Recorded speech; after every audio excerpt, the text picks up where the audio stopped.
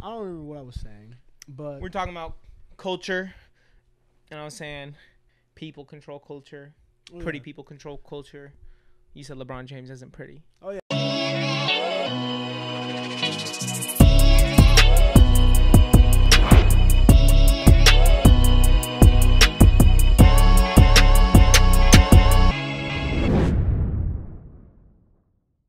So when was the last time we potted? Okay. After Drake and after Kanye. Damn. Or was it before? No, it was after. It was right bro. after. Those albums still mattered. Yeah. Right? Those albums still mattered. Ooh. Now they don't. Ooh. Have you listened to either of them in the last week? Yeah. Okay. Yeah. Not me. I play both. I mean, they're good music. Music's good, bro. It's great There's just music. a lot of hot shit out, It's bro. great music. There's just other shit I want to listen to. But I know, I love Donda. I love CLB. I love them both. Hey. What up, y'all? Welcome back to another StereoVision podcast episode, man. It's been a minute. What is good? It feels good to be back. Yeah. It has been a little minute. We've been, time that's normally allotted to pod. We've been kind of prepping for this new little season 3 that we got in the works. Man, we got some content coming for y'all head top. But before all that, welcome all the new people and make sure to also subscribe if you haven't yet. Yeah. Do it now. I'll wait. Yeah, we'll wait a sec. Do it. That was long enough. We've been seeing all the love. We've been seeing all the love on the reactions, on the pod. The last pod went up better than normal. We appreciate it. Yeah.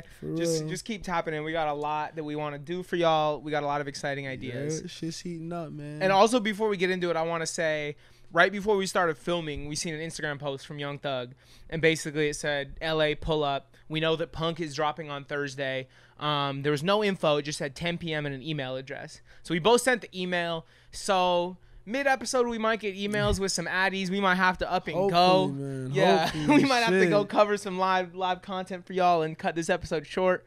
But we're just waiting on that one. That's the time we trying to be on, man. Being in LA is really like, I think we've seen just this year, now that we back outside with COVID and shit, like LA is giving us a great opportunity to go to hella different shows. Like, swear to God, every artist live, bro. Like, we're trying to bring y'all along with us. That's part of like what the StereoVision shit is, man. Y'all along for the ride wherever we go. For sure. And I don't know, like before COVID, obviously when I first got to LA, it was very much a like everything I'm going. My whole life I've been seeing LA pull up. So as soon as I seen that anyone, I'm there. Yeah. But then after 6 months, the shock kind of wears off and you start being like, oh, I'm here. I'm just gonna go to the shit. Pockets hurt a little bit. Yeah, for sure.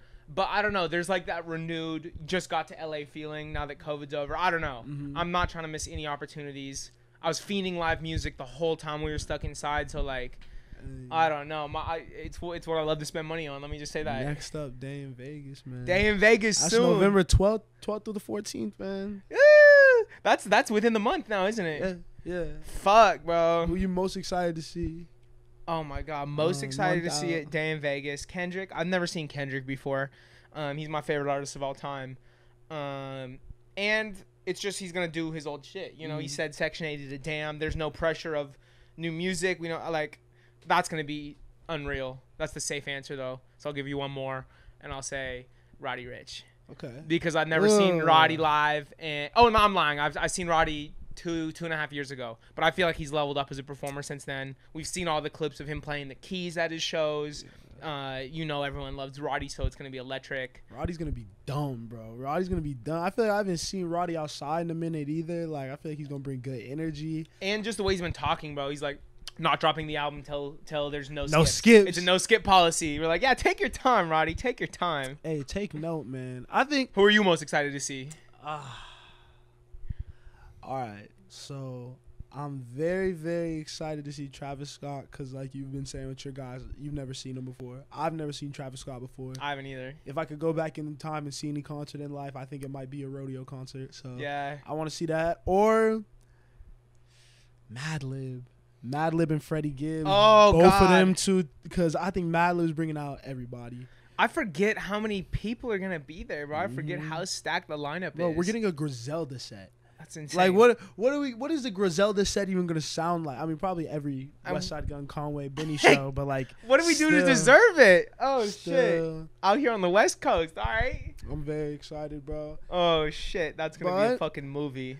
we got some other people who are going to be performing who have dropped some new shit we got to talk about. I mean, we were talking about Day in Vegas. We're going to Vegas. I'll talk about Baby Keem for a quick second, man. He dropped in our little absence. He made some noise. I think that 2021, the youth has asserted themselves. You look at people like Sofago, Yeet now. Like, the buzz is that they're what's going to be next. You know what I mean? It feels like people are starting to trust that young generation and where they're taking music, and a lot of people are giving them the keys. Yeah. I think Kendrick's a perfect example because he gave Keem the keys, and he was really like, even on songs when they were together, he was kind of setting the pace, which was very impressive. You know, I think Kendrick was kind of taking some cues and influence from him. Yeah. Turned out to be a great project. Do I think it's album of the year? Nah, but that's cool. You know what I mean? I'm going to try for y'all not to claim album of the year so much, but I'm going to get excited in the reviews and all that shit still. Of course, you know what I mean? But I think it was just a great album, and I think it was representative of how much he can do and what he's going to do in the future. Oh, yeah. Excellent project. I mean, it just delivered on every level in it. I think it was the perfect project to drop with the world watching. You know, because if you like, personally, I think I prefer Die For My Bitch to the Melodic Blue right now. Both excellent projects. I just think that one struck a chord with me a little more. But this is the album that I wanted him to drop with the world paying attention. Yeah. It has something for everyone. It hits. The features are crazy. One person, though, that I think we can draw a lot of parallels to as Keem is Don Toliver. Okay. And it's like you were saying kind of how Kendrick put him on, set the pace, handed the torch. It's the exact same thing Travis has done with Don. I agree. You know, and we got another great album. Those two seem like they are definitely two of the front runners for leaders of the next generation. What album did you like better out of Life of a Don or The Melodic Blue? I think I probably like The Melodic Blue more long term.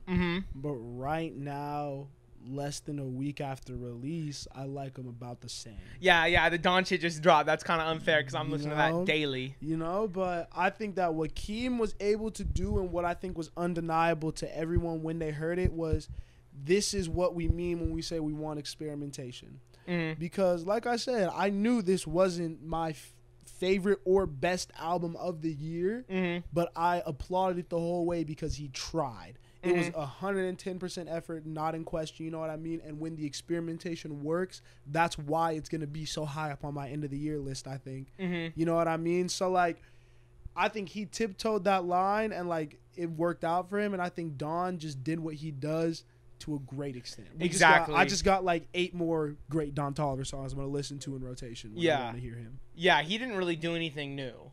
It was kind of... a little bit. I thought some of the slower stuff might have been things that were kind of boundary pushing for him. But at the end of the day, you're right. It was kind of just great Don Toliver music. And that's nothing to be mad at in any means. It's going to hit, bro. It's hard, bro. I mess with it. Who else has dropped? I got to turn this fan down. I'm cold. First time I've ever been cold that's on the what podcast. I'm saying. Spencer be having it negative 20 million degrees in here. I'd be shivering, bro. It's so cozy, bro. Can't it's get so my cozy. T-shirts off. If you know, you know, bro. And you're all swaddled in your one comforter, no sheets. Okay. Bamboo sheets, you know. Bamboo sheets. These are bamboo sheets, man. $300 Bed Bath & Beyond. Don't play around with me. This man got bread, bro. Come on, man. This man got money, bro. Come on, man. I'll be working. Someone else who got money. Alchemist. Work with everybody, bro. Why is this man so good? He's the best producer in the game, and that's not really up for debate. Wow. He is. Right now, he is. Wow. You hear something like this thing of yours, Volume 2? Hold on. Yeah. You gonna say that after all the praise you give Cardo? No, I'm not. Exactly. That's what I'm saying. Yes, I am. Yes, I am. Best producer. I came in here wanting to smoke with that argument, but we can agree. Okay, because Alchemist takes songs over. You know what I mean? Cardo crafts perfect soundscapes for the artist to, like, get into. Okay. The Alchemist is an artist on his own. I could listen to 100 Alchemist beats, no lyricist. You know what I mean? Cardo, I think, brings the best out of people. I have to disagree. Okay. Because I agree with you on a solo stint. On his solo type shit, you know what I mean? On, like, this thing of ours. Yeah. That stuff, 100% agree. When he does what he did with Freddie Gibbs. Yeah. Or what he's going to do with Earl, God willing, you know what I'm saying? I need that tape. He takes a step back, I think, and just provides the artist with, like you said, I think he does what you said Cardo does. You know what I mean? I think he just paints. He doesn't paint anything. He gives him a canvas and lets the artist paint. But the canvas is just so. I don't know. I don't know how to explain it, bro. It's like he gives him so much room to work with, but the beat grows too. Like his beats grow a lot more than I think other people's do, and they change. Here's one. Yeah, I agree, and I think one reason it's hard to compare because for me, it's like The Alchemist works with motherfuckers who be like barring up, like really rapping. Fact. He doesn't work with a lot of singers or people that even be hitting little melodies in their music very much, Who? But he uses it a lot in his samples. That's what I'm saying. The Alchemist provides the melody and creates a canvas for someone to rap on. Whereas Cardo is working with people that are experimenting in these swirly new melodies, interesting stuff. And so he can't overdo melodies. He can't really hammer melodies into his beats or else it's going to be crowded. And just the way that he morphs the simple, you know what I mean, without even trying to plug these like earworm melodies just captivates me. The swirly, the only word I can use is soundscape. Okay, so to paint a picture for people of how good, because I think we both have a pretty accurate image of how good Cardo is. I'm going to name producers and you tell me if Cardo's better than them. Wow, okay. Take Heath. Right now, Cardo's better. Murder Beats. Cardo.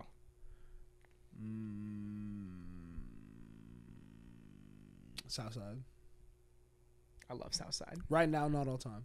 Right now, Cardo. Cardo is in a pocket right now. I could count producers better than Cardo on one hand. Metro's better than Cardo. Okay. Metro, I'm not gonna do that to Metro. Even though right now Cardo's coming out probably with hotter music, Metro's Metro, and like I don't know, when we heard him on the Don Toliver album, we're like, oh my god, like he did that. Mustard. Oh, I love Mustard. He's not making enough music right now though. Cardo.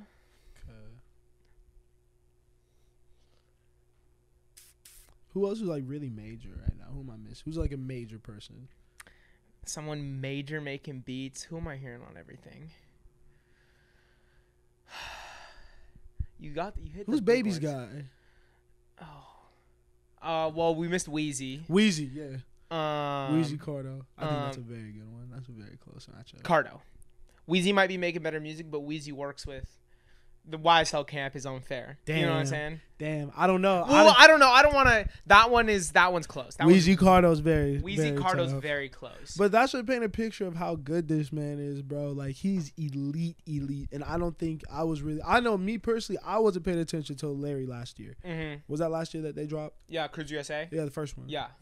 When they dropped that made me like have to be on notice. Like, okay, this dude is about to go into a different phase of his career. Because let me look, how old is this nigga, bro? I have no idea. For me, it was Sound of a Bad Habits in 2019 with Baby Keem. That was the first time I ever heard Baby Keem's music. Oh, I'm sorry, that was 2018.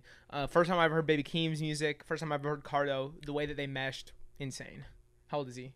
Don't tell me he's like 30. Yes. Cardo, I assume, is like 24. No, actually, beatmakers be old, bro. Let me say 28. 37. Oh, 37. Okay. These producers be older than we think. I mean, I guess that lets you know. That should be a reminder, y'all. You're never too old to chase your dreams. Or this nigga could also be doing this shit forever. But like, yeah. Go make a beat. I like where you took that the first time. Go make a beat. Also, yeah, just like, damn, age is kind of fucked up in our society. Or at least in our generation, bro. Like, yeah. What is old, bro? Like, to the youth, like 22, bro. Because I'm, like, towards the age now where I'm 22, and I'm like, fuck, like, I look around, and I'm like, all these people are younger than me. And, you know... You're wilding. I think you're alone in that camp.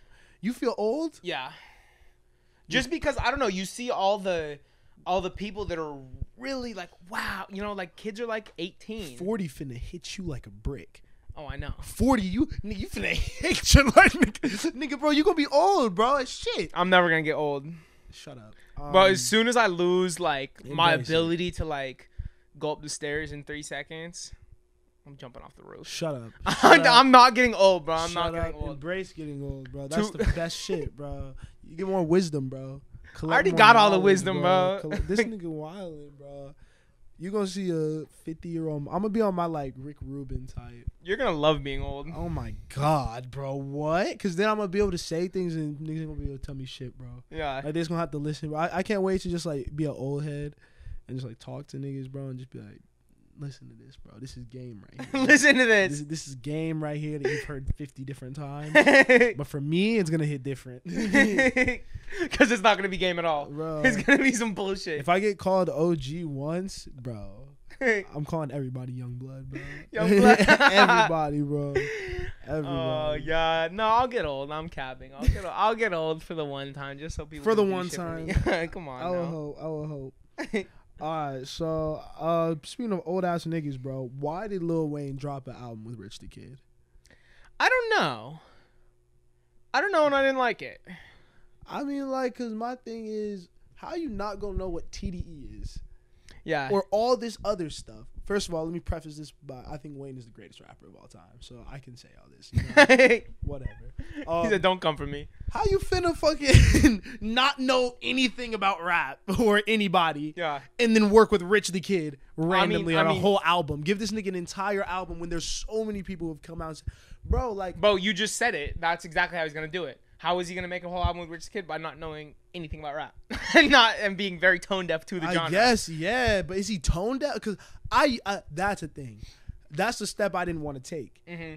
I didn't think he was tone deaf. I just thought he didn't know. I thought I gave Wayne the benefit of the doubt. Like, he really is only listening to his own shit. Yeah. Only working on his own shit all the time. But then you picking this nigga, bro. Like, what are you doing, bro? Yeah, like, I don't know what made that happen. Who put that project together? And then, like, just hearing, like, in a Thug interview, hearing that, like, Wayne kind of diss him or, like, wasn't necessarily, like, the most, like, cool with him. You know what I mean? Like, I didn't know that. What'd he say? He was just, like, the first time I met Wayne, it was like he didn't really, like, give him time of day, you know? Yeah. And then it was just, like, I don't know. It was, like, he gave him, like the quick daps, you know what I mean? Like yeah. You know what I mean? Like, when you say it out to somebody. Shit like that, bro. Like, he just wasn't cool, so, like, now Thug don't really fuck with him like that. Like, he still acknowledges him as, like, what's it called?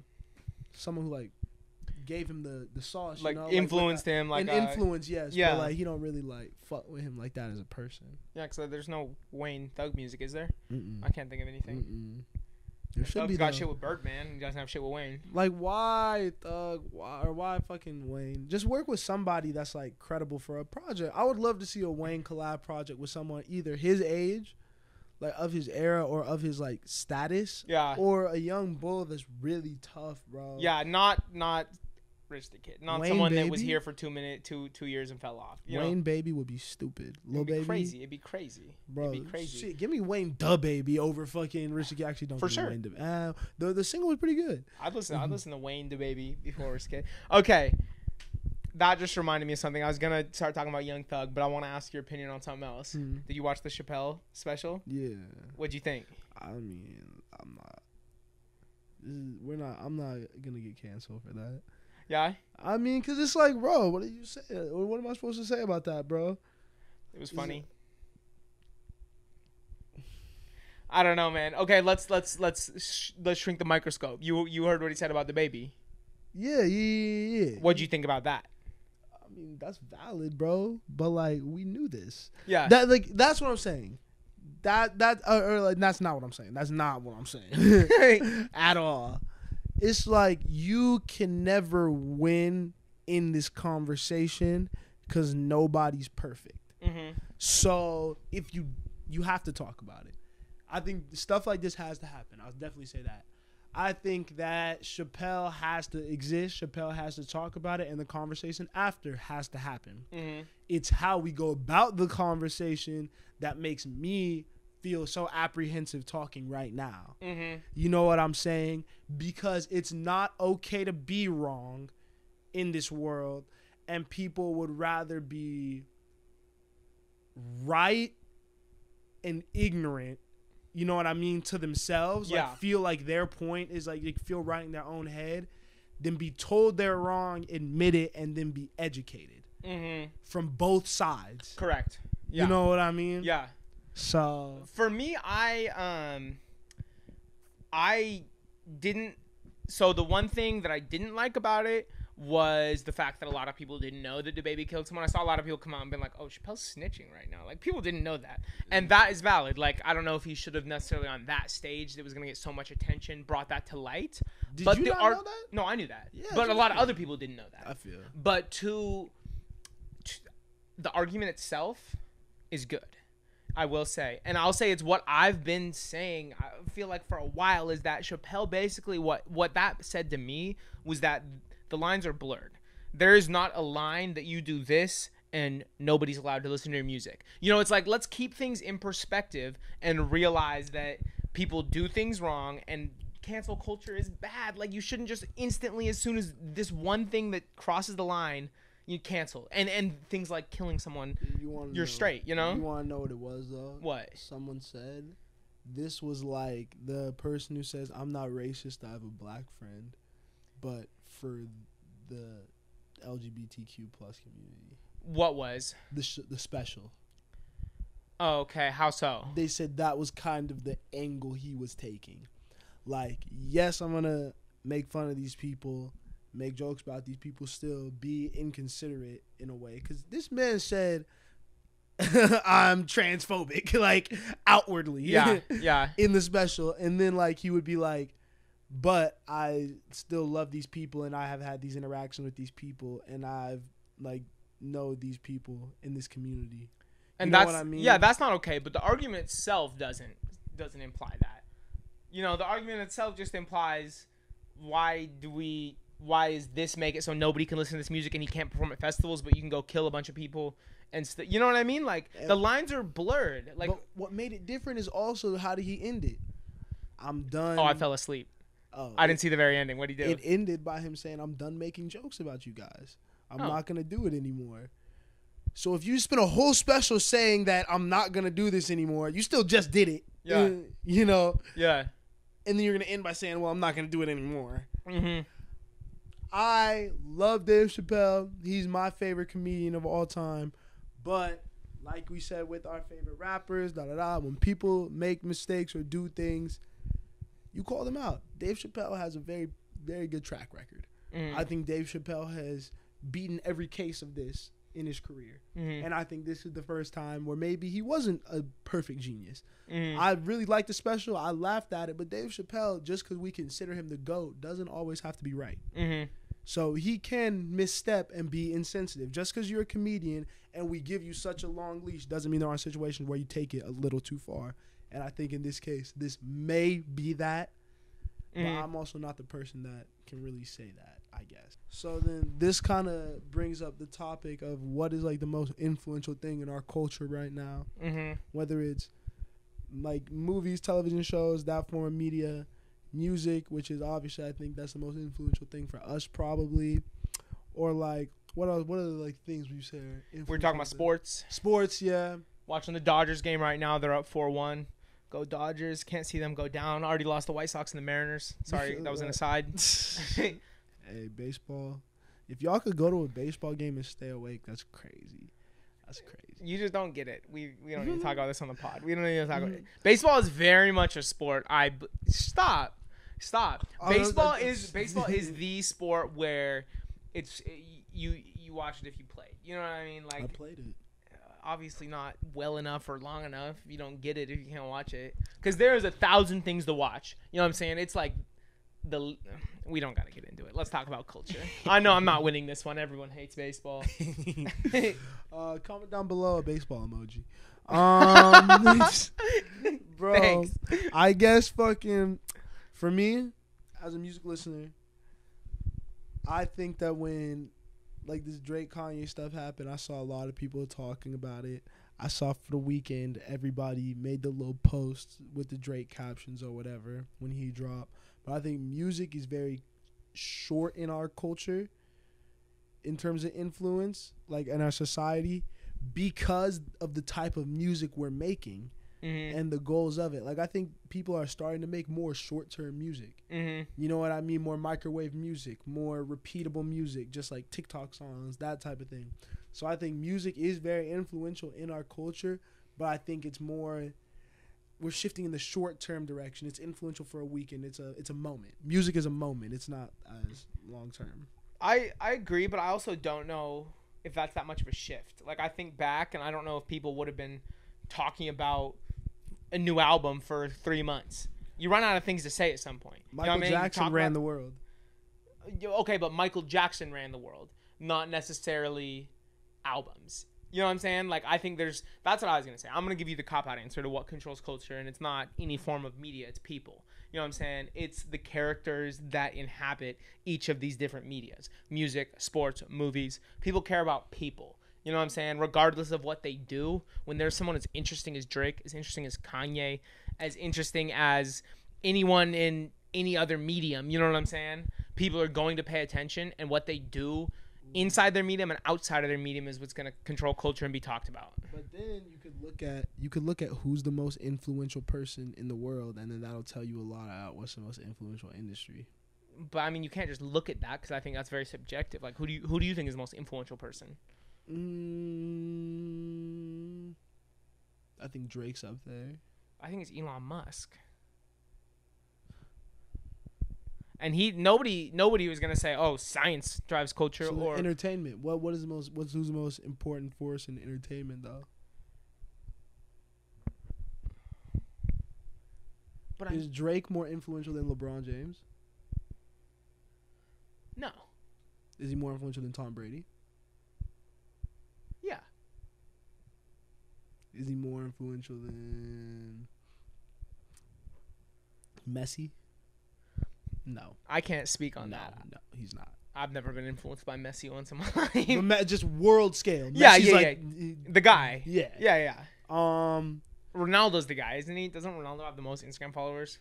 I think he's like the second one.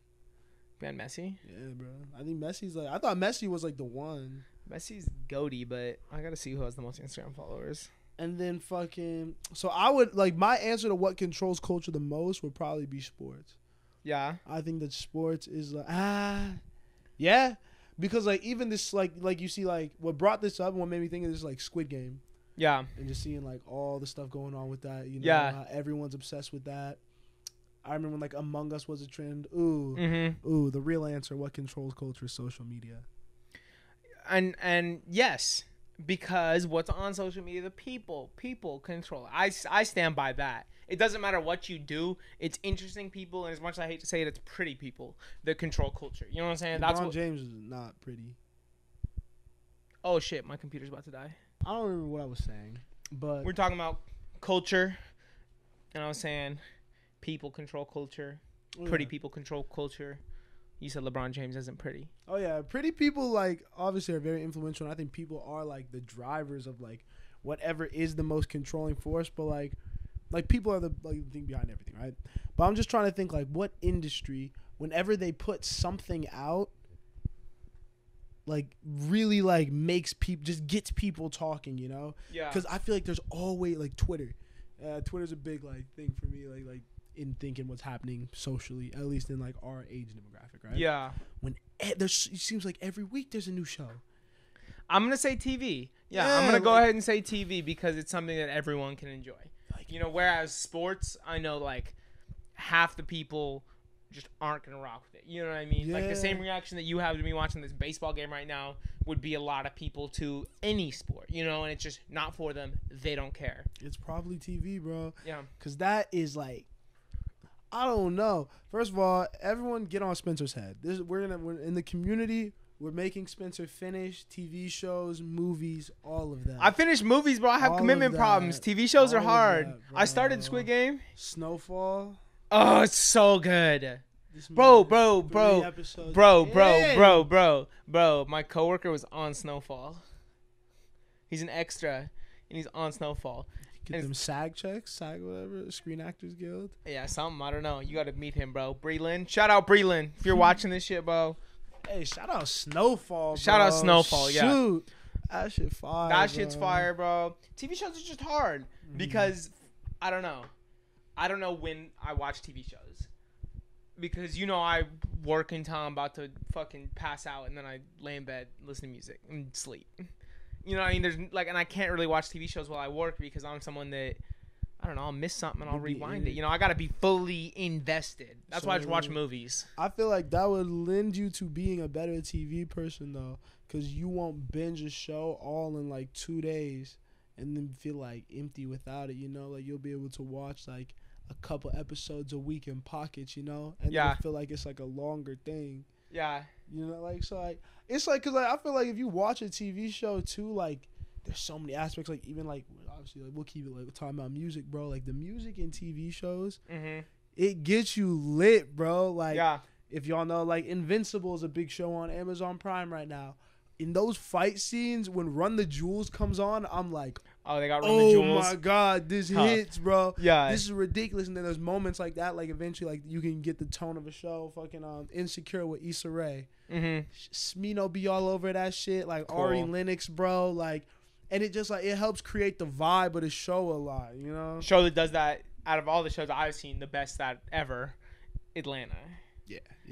I just think about I would watch just every title screen for Atlanta. You know what I'm saying? Not even the stories, literally just the shots that he chooses to make the title screen and the songs that he chooses. Bro, Evil by Stevie Wonder is a song that I took from Atlanta. Really? I didn't know that Stevie song, and that like is now one of my favorites. That was like on the last of that it was the drive away of that what was the one with the white face Teddy Perkins? Teddy Perkins episode. That's the last song of that episode. That one had me, bro. Oh my god. Bro, I'll just never forget that opening scene to the series where dude runs up on Paperboy. You know, he's trying to sell his drug and he gets robbed and shoots him. And then Minnesota by Yachty comes in after the dog howls. Then Minnesota just boom. They get called like Minnesota in these streets. Oh, bro. shit, bro. Oh, chill. Season 3 coming soon. I cannot wait for that shit. You know what we should do? We should make this a little collective. Y'all, let me know if you watch the Wu-Tang show. Oh, I started that. That shit was cool. I've never seen an episode of it. I want to start that. We could talk about that because I think that's like people have just been like getting back on that again, if that makes sense. Because when it first dropped, everyone was like, "Oh my god, Joey Badass is in it." Yeah. Wu-Tang, because everyone want to fake care about Wu-Tang. Yeah. Bro, why does everyone fake care about? There's at least I could name like if I was really trying to be flagrant today. Yeah. I could probably name 20 rappers that people fake care about. Yeah. As well as 10 different movies people fake care about. Ain't nobody care about Citizen Kane. Citizen Kane is not a good movie, bro. Like, okay, that's false. It's a good movie, but like, damn, bro, who watching that? See, I don't fake care. I don't know what that is. Man, like, there's just I don't know, man. Anyways, what's the best movie you've seen recently? In life? No, just recently. Oh, recently. Damn. Walked away, said that's good. What was it? I'm trying to think. I haven't really like been that impressed by like any movies recently. I'm trying to think what I even seen. Oh, I guess I saw Loose when I was getting my hair done. Shout out Looks by Desiree on Instagram. That one was pretty crazy, bro. It's just about like this immigrant kid. Yeah, I've heard of Loose. I have that saved on my. It's like LUCE, right? Yeah. I want to see that. Solid, bro. I've seen a couple good ones lately. Boogie Nights. Incredible. Wild movie. So good. That's a crazy movie. I'd never seen American Hustle before. Fire movie. And I recently watched that. That's the one with Bradley Cooper, right? Yeah. That's a great movie. And then today I bought my ticket for Dune. Yeah, have you been seeing trailers for that? That's supposed to be stupid. Yeah, I bought my ticket for like a week for that shit. I'm really excited to see that. Now you got me. I've been watching a lot of TV shows, I guess, bro. Yeah. Yeah, I watch Invincible, bro. That shit is so hard. That's the animated one that you guys been watching downstairs? Yeah. What else? I want to watch a movie now. I gotta think. Yeah, I used to be on my movie shit, y'all. I used to really be tapped in to the culture. I don't know what happened. I feel like as you get older, you gotta really like not pick your hobbies, but like I don't know, you lean into shit. I've had to pick sports and music. Yeah. At this point, that's what I spend most of my like. If I'm gonna have time, like free time, hobby time, I'm probably gonna either be doing some shit involving one of them two things. Yeah. No, I feel that because in college, I feel like I picked music and like books. You know what I mean? And like I lost my sports. You know what I mean? Which was a huge part of my early life, my high school life. Let me think. But like now I find myself rediscovering it in the last ever since I got this TV, honestly, and can watch live sports. Yeah, you did. You don't really watch that many sports. I used to be that was my first passion before music was sports. And like I was going to be a sportscaster when I was a kid. Like I love that shit, you know? But now I'm finally getting back into it. I I was on a roll, and then the Mariners got eliminated from the playoffs, and then I had to take a couple of days off. Shout out my fantasy football team. Your fantasy football team sucks. Free bets. Your fantasy football team, yes, what are you, sir. 2-3? Yes, 2-3? sir. Are you 2-3? Yes, sir. I'm not even talking about the league that I'm already going to win with this man Spencer. Because I just told you how I haven't been watching sports, and I'm 4-1 in that league. Real spill. I'm gonna keep it short and sweet, y'all. If y'all know football, Monday night, Colts, Ravens. I was down 90 points in fantasy football. I had Mark Andrews, Marquise Brown, Jonathan Taylor caught the dub. That's all y'all need to know. That's insane. I'm the fantasy GOAT, bro. That was one of the best games I've watched in a long time. Bro, sports get me lit, bro. Football is lit. I love that shit, bro. I don't know, like. I was about to call you out on Twitter. You're like, better put some respect on Lamar's name after that. Be like, dog, like, I know you weren't watching that shit. You were in class. Oh, you don't think I had to pull it up in class? I don't know. I don't know, crack bro. Streams? I don't crack know streams? if you did. I don't know if you did. This man crazy, I skipped class. bro. I had to see that. Bro, I catch dubs, bro. I knew I was going to get the win. I had to watch it in the front row of my class. You know what I'm saying, bro? I'm sorry I left you solo on that. Bro. I was tired. Okay, bro. I honestly love education, bro. Like, go to school, y'all. Speaking of school... Normally, so Miles and I have this class together on Monday nights. It's sports marketing. Normally, it's kind of bullshit. I won't lie. It's cool. Some of the stuff's cool, but the professor, I don't know if she's qualified to be teaching sports marketing. I don't know if I should be saying all this on the podcast. Wildin'. Well, what is she worked at Beachbody and she thinks she can teach sports marketing. I don't know, but 2 weeks ago, I think there was a conversation that was had in that class. It's a conversation we've been having for months, and I think it was really cool that they brought that to our class, and that was about the new market for NFTs. And I know for a while we've been talking about NFTs in music, possibilities, just different avenues they could take it, and I think it's just really exciting.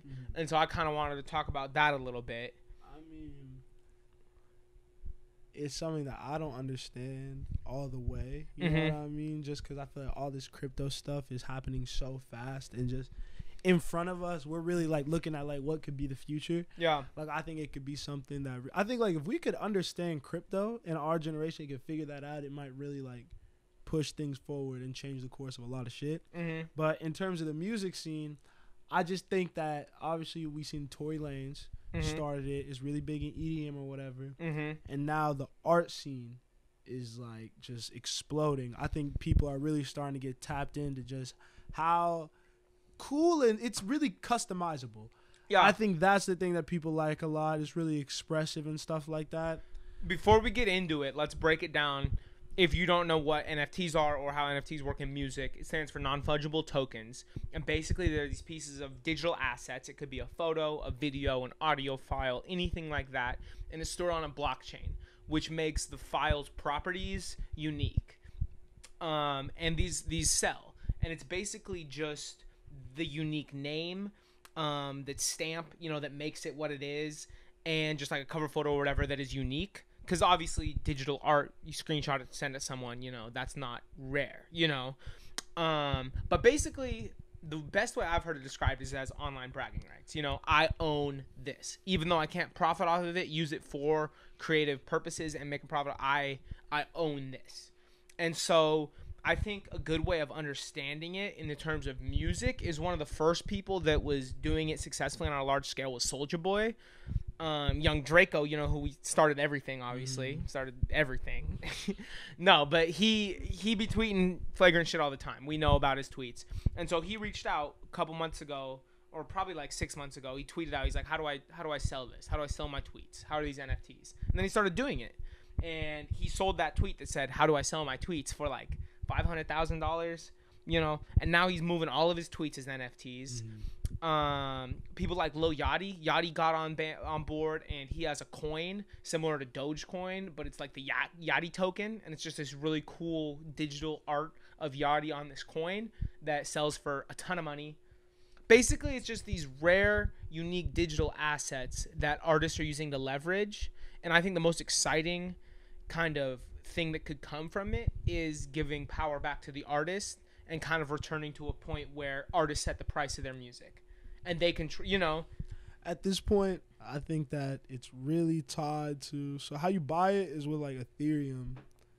That's the cryptocurrency, and I think that once we understand more about that, that's gonna be the key to like this really going up, because that's how you store it. You know what I mean? You got to keep all this in a crypto wallet. So like there's still that aspect of it that I think is really hard for some people. Like having to get you got to download an app like Coinbase or something like that, get the Ethereum, go buy it. You know, it's not as easy as just going on PayPal, going on Venmo, whatever, paying transaction and just getting the art piece, right? So like you said, you got to get creative with how it's going to be useful. And I think that, like you said, Soulja Boy just asked a simple question: how do I monetize this? That's the question these artists have to start asking themselves. How can I make money off this? You know, how can I turn this into an asset that I don't have to go through so many leaps and bounds to get put out? How can I just put this out to the masses, get the credit for it, and get the bread for it? I think that this is going to take huge steps for artists in cutting out that middle person. I do too. And it could just be another form of revenue, because streaming has really dipped into the pockets of the artists. Major labels dip into the pocket of the artists. Basically, artists live off touring, you know, and that is going to be harder and harder, honestly, as music is more studio based and less live based. You know, they're still going to sell out, but there needs to be another source of revenue. And I see, like, I would love to see an artist, you know, release a whole roll of photos from their cover shoot. Keep as that shit NFT. tight. You know what I'm saying? Keep that shit tight. Huh. Just know y'all finna see some StereoVision NFT incredible industry changing bullshit in the next 5 years. Yeah, I guess we shouldn't. Y'all shouldn't disclose all the ideas. Y'all niggas don't need the sauce. We've been talking about this shit for months, bro. Just know it's over with for y'all, bro, for sure. But no, and go buy some crypto and go get yourself an NFT. You know what I'm saying? Type in, hey, Sheba to the moon, bro. Don't play with me. Let's see what we're at, bro. Because I trust this man said Sheba's the next Dogecoin, so I just trusted him. I'm chasing a check, bro. Let's see what we're at. Get multiple streams of income, bro. Is that what everyone loves to say this year, bro? Warren Buffett. You know what I'm saying? Warren Buffett said that it's hard to find a river. It's easy to find 100 streams. Get multiple ways, bro. Get it multiple ways. That's really the energy everyone's carrying in 2021, you know, and I fuck with it. Yeah. I think, like, from a creative standpoint, I don't think we've ever seen artists think more business savvy than they are right now. Look at how everybody want a podcast. Even, like, athletes, bro, this NIL deal with high schoolers, bro, like, everybody wants. People understand the exact thing that you've been saying. Personality sells. People sell. People buy into people. The product's cool. It gives them a platform, but it is just that, a platform for them to jump off of and really become the brand itself. So, I mean, these artists are getting to the bag, and it's serious money involved with this shit. And it's only going to keep getting more, because then, like you said, it gives you leverage. You can demand more from these streaming companies, because you can just be like, damn, if you're not going to pay me right, I'm finna find, there's going to be a different way to release your shit. I don't need you. Yeah, look at Currency, bro. Look at what Currency does, because he's dropped, like, he is a trendsetter. And over the last 5 years, he's probably dropped 3 or 4 albums that have been exclusively as NFTs. They're not on streaming. You know, you buy them or you don't. You know? And, like, he's making a killing. It's what Nipsey did. You know, Nipsey always preached that. He said, yo, I'm not giving the record label my check. I'm going to sell this Crenshaw mixtape initially before releasing it out my trunk, digital, but you're buying it. You're not going to stream that, though. Huh? People got to really fuck with. You can't fake fuck with people. No. And we're in a generation of fake fucking with people, or momentarily fucking with people. That's why cancel culture exists. Nipsey Hussle's not getting canceled by his peoples. No. Currency is not getting canceled by his peoples. No. Currency doesn't need your fucking album stream. Neither did Nipsey Hussle, because he knows he's going to get a mill from the ones that, like, he's not even accounting for y'all. Y'all's just extra on top of the calculations they already made. You know what I'm saying? And that's how this NFT shit could change culture, because then those are the people that are getting uplifted. Those are the people that are unfuckwittable, that you cannot knock down, that are at the top because they have the bread, you know? Historically, it's been, you do these little short games, you get the biggest bag. You know, people are looking at you, get the biggest bag. But that's not going to be the truth forever. You know what I mean? And I see it kind of shifting now, and it's really exciting. Really, yeah, it's really cool, man. And I don't know how many people are chasing I think we're going to get better music, because now people are realizing they don't have to sell out to get the biggest bag. You can get the biggest bag so many other ways. That your music quality and the product that you put out and what you talk about doesn't have to compromise. And even more so, you can do the Kendrick stuff. You could do the Frank stuff. You know why Frank Ocean hasn't released an album in years? Because he's been doing the Homer jewelry line. And just drop, like, I feel like a lot of people have no idea the time, effort, planning, and commitment that goes into opening a storefront in Soho, New York to sell jewelry. Yeah. You got to have inventory, like, just, like, money. Like, there's just so many, like, paying rent month to month, bro. Like, just furnishing the place, bro. Like, get a staff of people who actually know what the fuck you want to do. Like, these people don't, like, music doesn't have to be their everything. No. And let's look at it monetarily, not in a term of, like, clout, but, like, you have two artists. You have the artist that is clout chasing, that makes a little viral hit. You know, he hits up all these micro influencers on TikTok. He gets a little buzz going. Gets 100,000 streams on his single. Does, you know, cool. Versus an artist that spends time making great music and cultivates this fan base of, let's say, 500 people that really fuck with what that person is doing, you know? And he drops a single. Those 500 people are going to play that shit, we'll say 10 times, you know? He's got 5,000 streams versus 100,000 streams. But now he drops a hoodie. 250 of the 500 people buy it because they fuck with him. You know what I'm saying? Now, I don't know, he endorses something else. He gets another brand partnership. You know, like, the bag is so much bigger when you create a real relationships with your fans as opposed to the quick plays. Look at Instagram posts, bro. People just follow you, but then look how many, like, I know that's kind of shy, but you, like, literally look at how many, like, likes people get, like, engagement. Yeah. On someone's page, like, bro, like, Remble's even an example.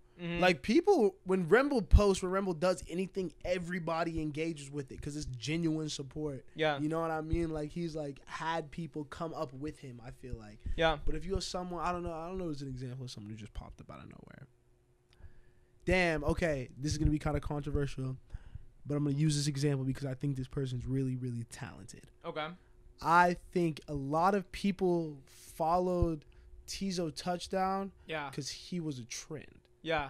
And I think that now he's going to start, now he's building his legitimate fan base. He has a lot of eyes on him and got opportunity, and now this is when he's showcasing his amazing talent. Like, he's, like, adding substance to the amazing thing that was presented to us. That people might not have understood when they initially hopped on the train. They just saw, oh, he's on Tyler's album. Oh, he wears a lot of nails in his hair. Type shit. Keep the mid off the street. Hey, keep the fucking mid off the street. That's something we should live by. Is there anything else we gotta get into for real? I don't know. That was like 5 podcasts worth of game right there. So, bro, hey, shout out $1 million worth of game. That's on your podcast. That's a great podcast. Talk to us, Gilly Wallow. Shout out y'all, man. Hey, Doug's dropping this week. A lot of hot music dropping. Oh, let's talk about the re-releases for a sec. Oh yeah. Mac Miller's re-releasing Faces. And A$AP Rocky announced that he's re-releasing Live Love. Yeah. I'm going to go ahead and say those are 2 of my 3 favorite mixtapes of all time. And so I am absolutely ecstatic. I think that's my favorite Mac Miller project. Maybe a top 5 project of life for me. I agree. Live Love is fantastic. I love the strategy, especially in the Mac Miller camp, you know, where his camp is saying, instead of let me piece together this album with a bunch of features, you know, let me take these verses and make a little Frankenstein album. No, re-release the great work that he put together while he was alive, you know?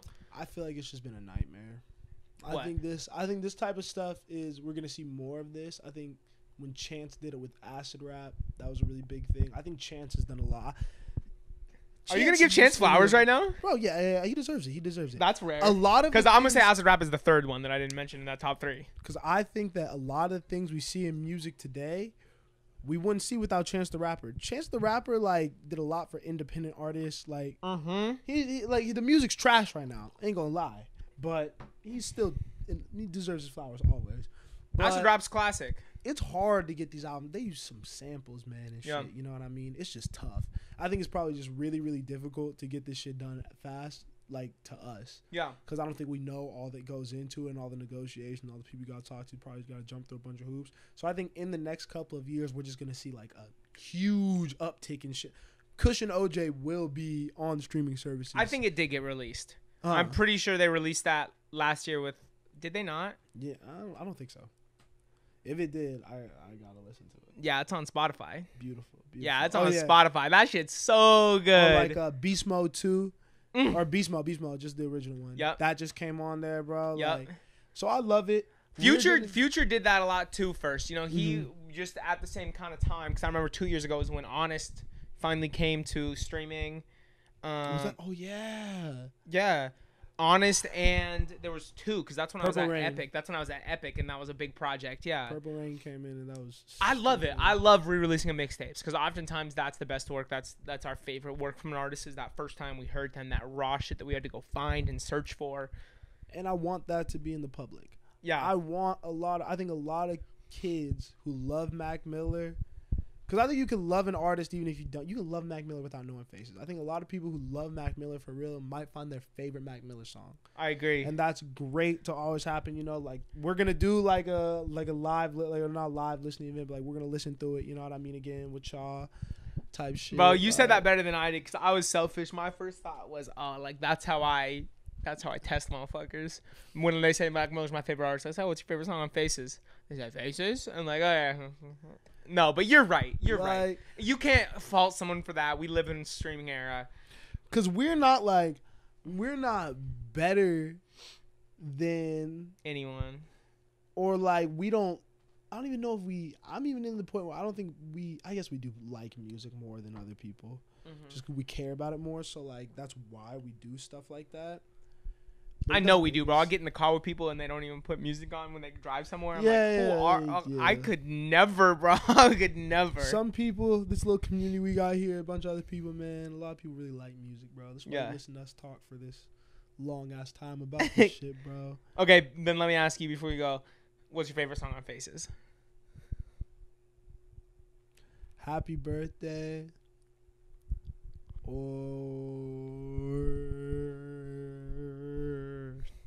I love Angel Dust.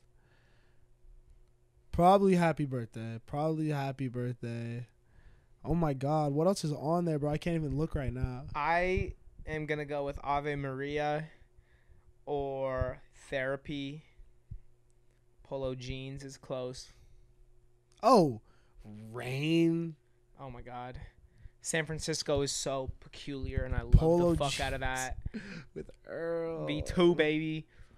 The whole thing is amazing. You said Angel Dust. I don't know. Therapy makes me feel some kind of way. How does it feel to hang around a motherfucker like me? I don't know. Oh, no. I wish I could hang out with me. I think that the most... Yeah, I will say this. If I can get my little shit off or whatever. I think Happy Birthday, when you listen to that post his passing, is the crazy song. Oh, the whole tape is. But I agree. Especially Happy Birthday. If you haven't heard Faces and you're getting geared up to do your first listen to, like, get ready. Like, listen to it alone. I'm gonna probably say first listen, especially after his passing, listen to it alone. It's not your normal Mac Miller album. It's him at his darkest. It's him at his most artistic and experimental. If your favorite Mac Miller album is Watching Movies with the Sound Off, this will be your new favorite. If your favorite Mac Miller album is Swimming, maybe skip it. Don't skip it. No, I'm playing. You gotta listen. I think this, if Swimming is your favorite Mac Miller album, I think this will make you like it even more. I agree. Because you're seeing where he came from. Yeah. It gives perspective. God, he's such a special artist. This is gonna be a great moment. Oh, wait. One last thing. I gotta shout out Donna Claire Cheisman, writer for DJ Booth. Speaking of Mac Miller, 2 weeks until she drops highly anticipated book called The Book of Mac. Basically, for 10 years on DJ Booth, she was the Mac Miller authority, always writing about him. And then once he passed, every week she posted a column on DJ Booth about Mac Miller, and she called it The Year of Mac. She was kind enough to send me an early copy of the Zine. Oh, can't see that at all. Mm-hmm. But basically, I got to read the first 2 chapters early, and it's incredible. It's emotional, and it's absolutely beautiful. So when that comes out in 2 years, if you read and you like music, it's an absolute must cop. The Book of Mac, Donna Claire Cheisman, excellent. That's R.I.P. again. Hey, R.I.P. On that note, subscribe to the channel with your bitch ass. Please. Like, share, comment, subscribe. Turn on the notification bell. Get us in the algorithm if you made it to the end of the video. Drop a baseball for Cody Bellinger with a little base knock up the middle. Drop 2 baseballs if you made it to the end of the video, man. Go Dodgers, baby. Hey, and we'll catch you on the next one, man. Peace.